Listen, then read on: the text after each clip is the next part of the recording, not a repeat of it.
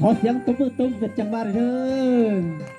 อมัวเตะเด้อมัวเตะจะโดนเสียงเสียบเท่าจะมียาวเท่าเด้อตอนนี้กิจกรรมนึงจะกินกิจกรรมก็จะพุ่งจะยืนเด้อสุดสุดเลยแสดงมัวเตะเด้อแต่จังหวะเสียงเสียบเท่าเด้อ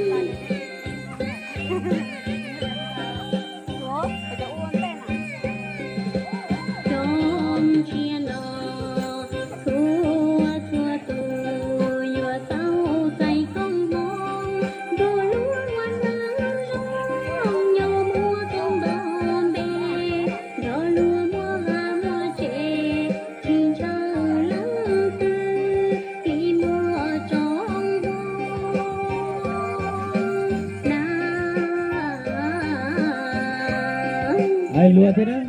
ทำเบาๆเด้อ